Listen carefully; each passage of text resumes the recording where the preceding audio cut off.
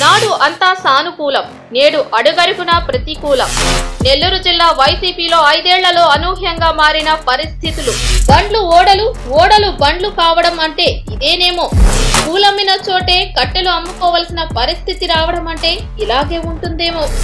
ప్రజల మనసుల్లో ఓ వెలుగు వెలిగిన చోటే ఇప్పుడు వారి మనసులను గెలుచుకునేందుకు ప్రయత్నిస్తుండడం ఆసక్తికరంగా మారింది. రెట్టించిన ఉత్సాహంతో సభలకు పోటెత్తిన జనం ఉన్న జిల్లాలో ఇప్పుడు అదే సభలకు హాజరయ్యేందుకు బతిమిలాడుకోవాల్సి రావడం పరిస్థితికి అర్థం పడుతోంది. అక్కడ ఇక్కడ అని కాదు, అన్ని చోట్ల ఇప్పుడు ఇదే పరిస్థితి నెలకొంది.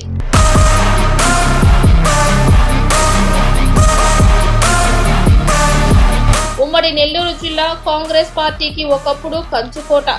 ఆ తర్వాత తెలుగుదేశం వైపు కాస్త గాలి మళ్లిన వైసీపీ ఏర్పాటు తర్వాత ఒక్కసారిగా పరిస్థితులు మారిపోయాయి. కాంగ్రెస్ పార్టీపై చూపించిన అభిమానానికి మించి వైసీపీపై ప్రజలు వాత్సల్యం కురిపించారు. జగన్ను నెత్తిన పెట్టుకుని దీవించారు. రాష్ట్రంలో కడప తర్వాత అన్ని నియోజకవర్గాలను క్లీన్ స్వీప్ చేసిన జిల్లాల జాబితాలో వైసీపీ పరంగా నెల్లూరు జిల్లా 2వ స్థానంలో ఉంటుంది. అంతలా ఇక్కడ జనం జగన్ కు బ్రహ్మరథం పట్టారు. అన్ని నియోజకవర్గాల్లోనూ వైసీపీ అభ్యర్థులే అధికార పగ్గాలు చేపట్టి పీఠంపై కొలువుదీరారు. అంతకు ముందు ఎన్నికల్లోనూ చాలా వరకు ఈ ప్రభావమే కనిపించింది. అయితే గత 5 ఏళ్లుగా మాత్రం పరిస్థితులు అనూహ్యంగా మారాయి.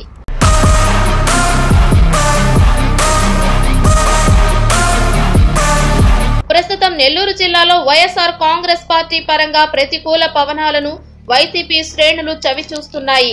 నెల్లూరు జిల్లాలో వైఎస్ఆర్ కాంగ్రెస్ పార్టీకి బలమైన కార్యకర్తల సమూహంతో పాటు పటిష్టమైన నాయకత్వ శ్రేణి బలంగా ఉండేదని చెప్పవచ్చు.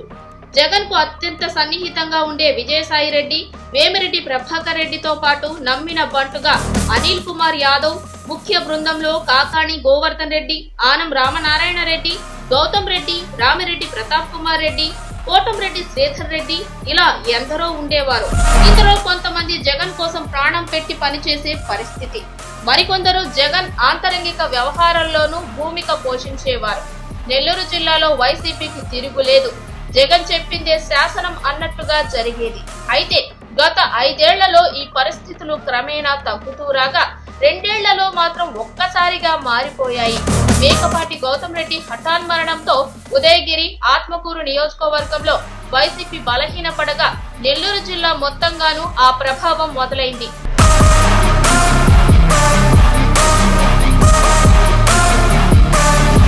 అనంతరం ఆనం రామనారాయణ రెడ్డి వైసీపీకి వ్యతిరేకంగా తిరుగుబావుట ఎగురవేయడం, ఊహించని రీతిలో కోటంరెడ్డి శ్రీధర్ రెడ్డి వైసీపీ నుంచి బయటకు పోవడంతో పరిస్థితులు దిగజారుతూ వచ్చాయి. చివరకు ఈ ఎన్నికల వేళకు వేమిరెడ్డి ప్రభాకర్ రెడ్డి, వేమిరెడ్డి ప్రశాంతి రెడ్డితో పాటు రూప్ కుమార్ యాదవ్ కూడా వైసీపీని వీడి టీడీపీలోకి రావడంతో పార్టీ గాడి తప్పుతూ వచ్చినట్లయింది. జగన్ నమ్మిన బంటు అనిల్ కుమార్ యాదవ్ తన జిల్లానే వదిలి నరసరావుపేట ఎంపీగా పోటీకి వెళ్లడంతో ఇక కాకాణి గోవర్ధన్ రెడ్డి ఒక్కరే పార్టీ ముఖ్య నేతల జాబితాలో మిగలడం గమనార్హం. ఈ పరిణామాలన్నీ నెల్లూరు జిల్లాలో వైసీపీని ఊబిలోకి చేర్చాయని చెప్పవచ్చు. ఇప్పుడు ఆ పార్టీ అధిష్టానం దిద్దుబాటు చర్యలు ప్రారంభించినా అవి ఎంతవరకు సఫలీకృతం అవుతాయి అన్న దానిపై సందిగ్ధత నెలకొంది. కోటంరెడ్డి శ్రీధర్ రెడ్డి స్థానానికి ఆదాల ప్రభాకర్ రెడ్డితో భర్తీ చేసిన గెలుపుపై నమ్మకాలు చాలా తక్కువగా ఉన్నాయి. అనిల్ కు ప్రత్యామ్నాయంగా ఖలీల్ అహ్మద్ కేటాయించిన ఇక్కడ అదే పరిస్థితి. ఇక వీపీఆర్ కి ఆల్టర్నేటివ్ గా విజయసాయి రెడ్డిని బరిలోకి దింపిన ప్రజల నుంచి స్పందన అంతంత మాత్రంగానే ఉంటుంది. ఒక దశలో విజయసాయి రెడ్డి ప్రచారానికి జనం ఆసక్తి చూపకపోతుండటంతో నాయకులు బతిమలాడుకోవాల్సిన దుస్థితి ఏర్పడుతుంది. ఇక్కడే కాదు, ఉదయగిరి, ఆత్మకూరు, గూడూరు, వెంకటగిరి ఇలా అన్ని చోట్ల వైసీపీ అభ్యర్థుల పట్ల నిరసనలు, అసంతృప్తి స్పష్టంగా కనిపిస్తోంది. ఈ ప్రతికూల పరిస్థితుల్లో వైసీపీ ఇక్కడ క్లీన్ స్వీప్ చేయడం అన్నది గగనంగా కనిపిస్తోంది. ఇన్ని ప్రతికూల పరిస్థితుల్లోనూ వైసీపీ అధిష్టానం మాత్రం ఫలితాల్లో గత రికార్డులను తిరగరాయాలని మువ్విళ్లూరుతోంది. నాయకులు మారినా ప్రజలు అధినాయకత్వానికి మొగ్గు చూపుతారని, అధిష్టానం కోసమే పనిచేస్తారని సూచించే సంకేతాన్ని లోకానికి తెలియజెప్పేందుకు కసరత్తు చేస్తోంది. అయితే ఈ ప్రయత్నానికి ఉన్న అవకాశాలు చాలా అత్యల్పం.